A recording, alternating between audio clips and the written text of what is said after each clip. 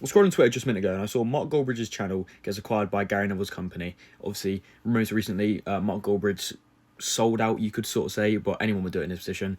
Basically, sold his channel to the same company that runs the Overlap, I believe, and Gary Neville's company. Like I said, anyone would do the same position. He built it by himself and now getting probably a decent lump sum of money. He's going to do it, and I don't blame him for that. But then he says, and within 1 week, a once fairly level-headed fan turns into this. And obviously, after Arsenal's win yesterday against Newcastle, boring Arsenal, shameless in all capitals.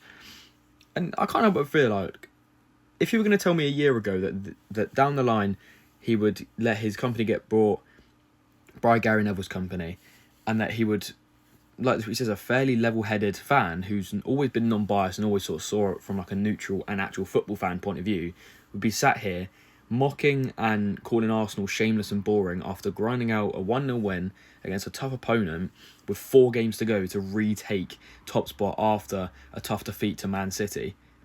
And you're telling me Goldbridge is going to be sat here mocking us?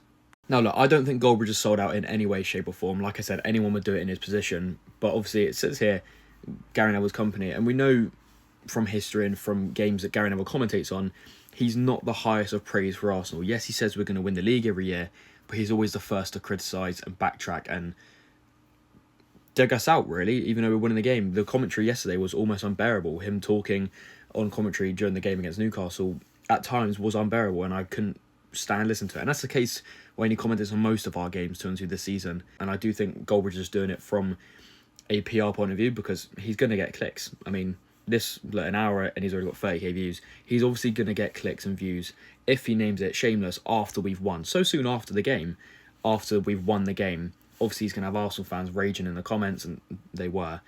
And it's obviously going to go viral on Twitter. Like here, nearly 800,000 views on Twitter, just a screenshot, which then gives him more traction and him more views, ultimately more revenue. So obviously it's, from a PR and a media point of view, it's incredibly smart from Goldbridge. But yeah, I can't help but feel like he used to be really fair with us, not just us, with Man United situation. He would call it how it is. And it does feel a little bit like he has sold out a tiny bit.